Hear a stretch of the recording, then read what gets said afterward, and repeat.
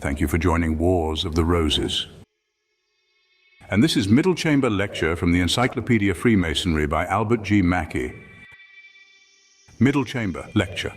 Prestons Illustrations of Freemasonry refers with an excellent choice of language to the beauties of nature and the more important truths of morality. The second section of this monitor provides employment for leisure hours, traces science from its original source, and by drawing attention to the sum of perfection we may, as Brother Preston tells us, contemplate with admiration the wonderful works of the Creator. This composition, found on pages 51 to 60 of the 1812 edition, has been restated in a most practical form by Brother Charles C. Hunt, Grand Secretary, Iowa Masonic Library, Cedar Rapids, Iowa. His essay runs as follows.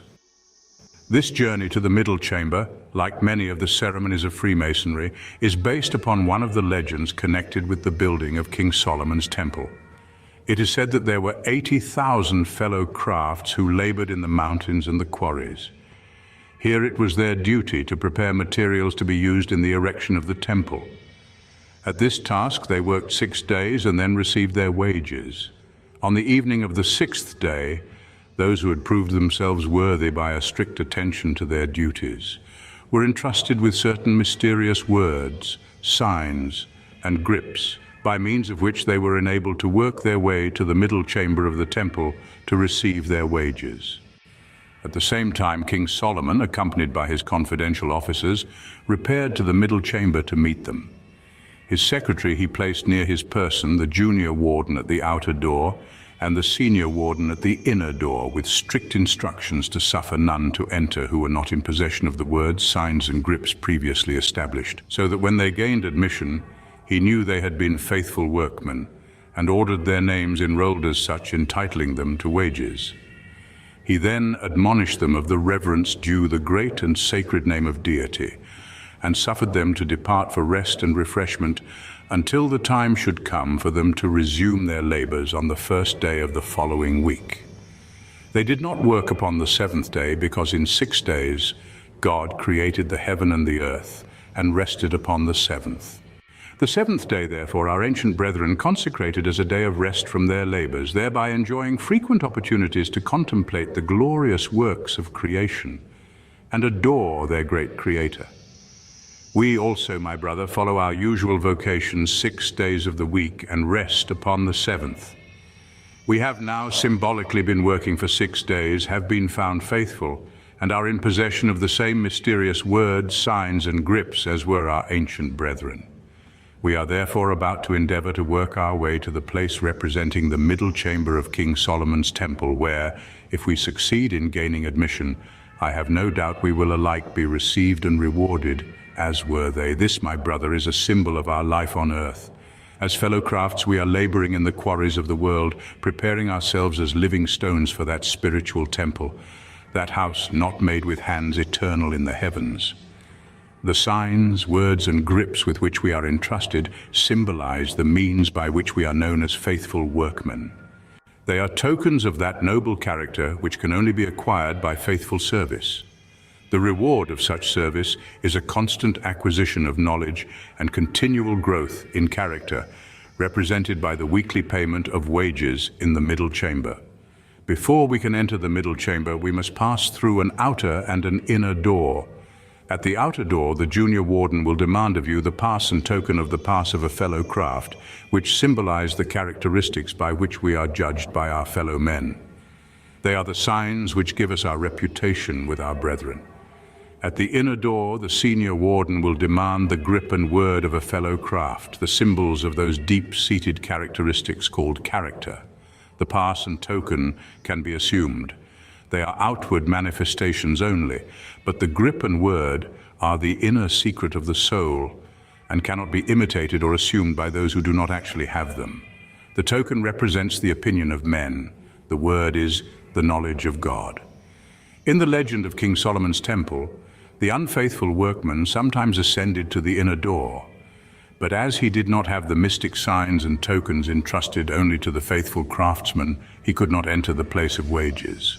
So you, though you have entered our mystic circle and may mount to all the grades of honor we can bestow, may not acquire those celestial signs and tokens by which alone you can pass the inner door of the spiritual temple where the wages of the soul are received by the worthy craftsman.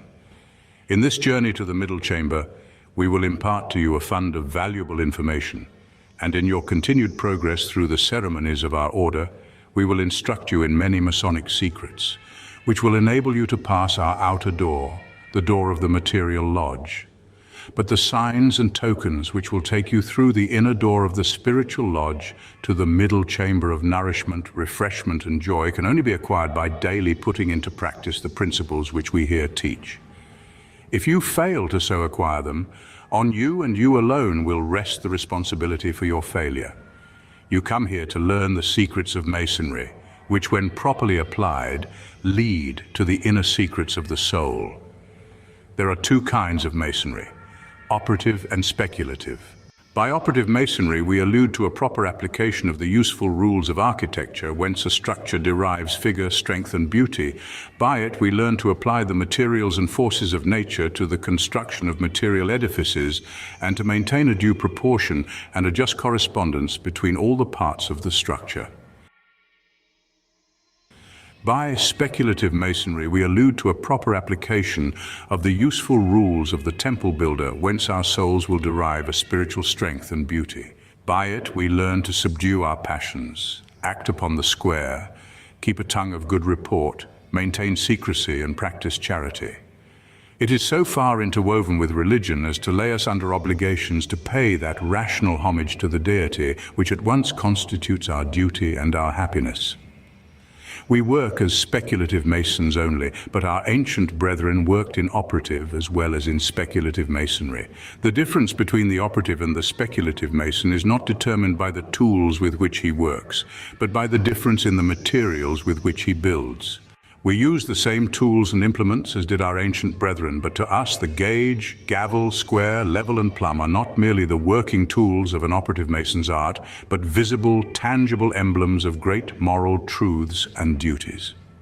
The operative Mason's work, being constructed of perishable materials, must sooner or later crumble into dust, but the speculative Mason is a moral builder for eternity, fitting immortal nature for that spiritual building which shall endure when earth's proudest monumental piles shall have crumbled, and its glory and greatness shall have been forgotten. When the vast sun shall veil his golden light deep into the gloom of everlasting night, when wild destructive flames shall wrap the skies, when ruin triumphs and when nature dies, man shall alone the wreck of worlds survive, unhurt amidst the war of elements. As speculative Masons, therefore, let us imitate our ancient brethren and proceed on our way to the middle chamber.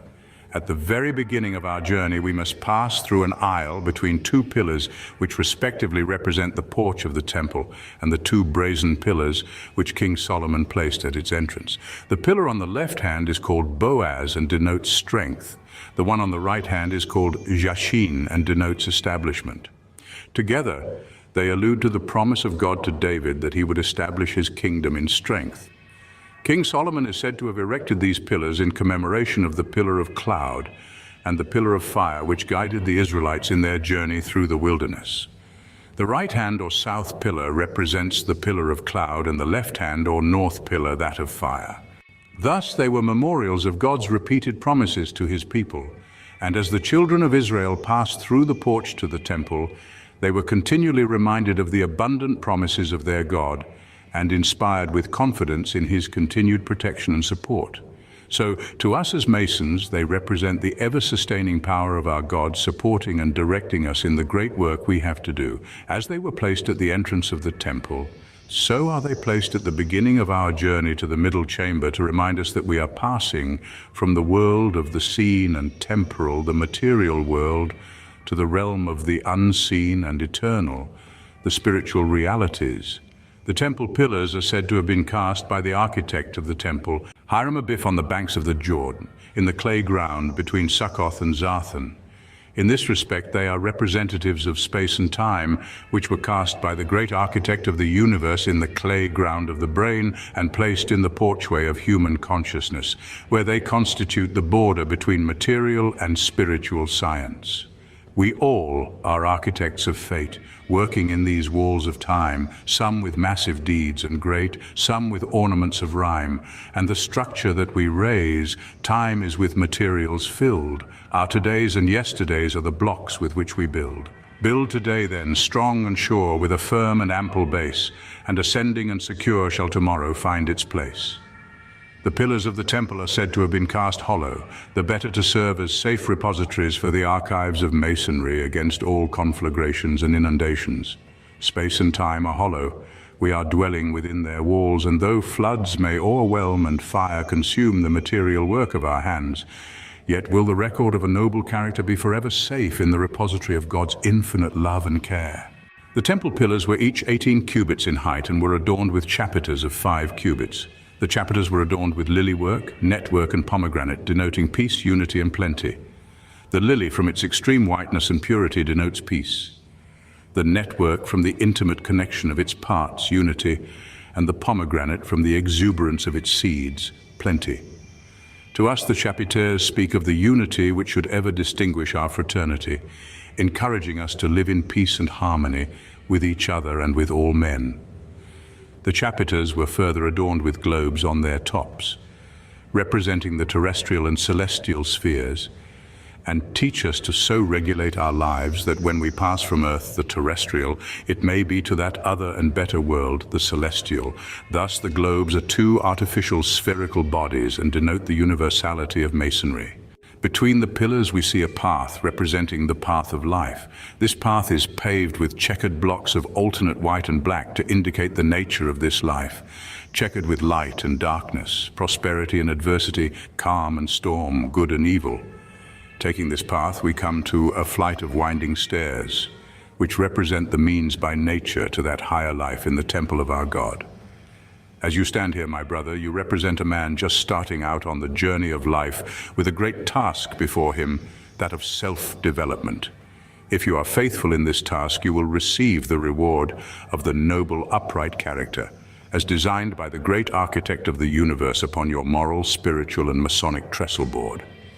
You will notice that this flight of winding stairs has 3 divisions of respectively 3, 5, and 7 steps, representing life under 3 aspects, each higher, nobler, and greater than the preceding. The first division, consisting of 3 steps, alludes to the 3 symbolic degrees of Masonry, EA, FC, and MM, and also the 3 principal stages of human life, infancy, manhood, and age, the period assigned to us for the completion of our spiritual temple. As such, it is a constant reminder that we should employ our time wisely and well. So teach us to number our days that we may apply our hearts unto wisdom, was the prayer of a distinguished Mason of the olden time, and it should be the daily prayer of each one of us. Let us take the 3 steps. This brings us to the second division, consisting of 5 steps, and alludes to the 5 senses and to the 5 orders of architecture. The 5 senses may be defined as man's faculty of receiving impressions and are the means by which he receives his knowledge of the material world. They are hearing, seeing, feeling, smelling, and tasting. Their proper use enables us to form just and accurate notions of the operations of nature, to provide sustenance for our bodies, to ward off danger, to enjoy the blessings which God has given us, and contribute to the happiness and comfort of others. Their improper use tends to impair our faculties and weakens our power to grow and accomplish. Masonry urges us to make proper use of these senses, and thereby to attain to the fullness of true manhood. Of these senses, the 3 most revered by Masons are hearing, seeing, and feeling. For by hearing we hear the word, by seeing we see the sign, and by feeling we recognize the grip whereby one Mason may. These 3 are most closely allied to spiritual truths. For by hearing we hear the voices of duty, by seeing we see the truth, and by feeling we recognize the grip of brotherly love and affection whereby one Mason may know another in the darkness of adversity as well as in the light of prosperity. By order in architecture is meant a system of all the members, proportions, and ornaments of columns and pilasters, or it is a regular arrangement of the projecting parts of a building which, united with those of a column, form a beautiful, perfect, and complete whole. The 5 orders of architecture are Tuscan, Doric, Ionic, Corinthian, and Composite. Each is distinguished from the others by the shape of its column. and the variety and richness of its ornamentation. To us as speculative Masons, these orders in connection with the five senses teach the important lesson that we should so develop our faculties that each, according to the needs of his own character, may plan, support, and adorn his spiritual temple with the columns of divine knowledge, power, and love. The three orders most revered by Masons are the Ionic, Doric, and Corinthian, since they represent wisdom, strength, and beauty. The Doric order, on account of its robust solidity and massive grandeur, combined with harmonious simplicity, represents the pillar of strength. The Corinthian, the richest of the five orders, is deemed a masterpiece of art and represents the pillar of beauty. The Ionic, requiring great judgment and skill in its construction and combining the strength of the Doric with the beauty of the Corinthian, represents the pillar of wisdom. Let us take the 5 steps. This brings us to the third division of the stairway, consisting of 7 steps.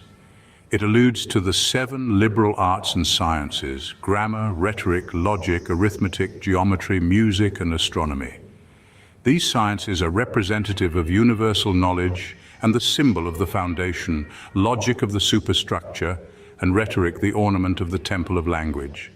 Arithmetic represents the foundation, geometry the superstructure, and astronomy the sublime ornamentation of our intellectual temple.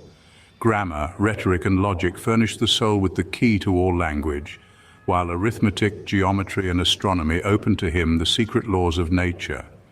Music is the connecting link between them, the medium giving the natural world communication with the spiritual. Let us take the 7 steps. And now, my brother, having reached the summit of our symbolic stairway, let us pause a moment to consider the lesson of life which Masonry would teach you. The 3 steps represent the period of our life on earth, divided into 3 stages of infancy, manhood, and age. The 5 steps are human faculties applied to the construction of material edifices, symbolized by the 5 orders of architecture, while the 7 steps symbolize the complete circle of human learning and the full development of man's soul. The winding stairway as a whole is a symbol of progress and instruction, teaching you that as a Mason you must not remain in the ignorance of irrational childhood if you would be worthy of your vocation, but that your destiny as an immortal being requires you to ascend step by step until you reach the summit where the completed treasures of truth await you. The stairs are winding to represent the circuitous way by which we must go to investigate the many sides of truth. Masonry points the way, but you must travel the road yourself. Our symbolic stairway was easy for you to ascend, but the heights which you must climb in actual life will be hard to reach, and the task is great. Yet remember, the reward will be magnificent. Your wages will well repay the effort. See also Dewdrop Lecture and Liberal Arts and Sciences. Thank you for watching, and please don't forget to share, like, subscribe, and comment, and if you can, please consider donating to Wars of the Roses. Links to PayPal and Patreon are in the description. Thank you so very much.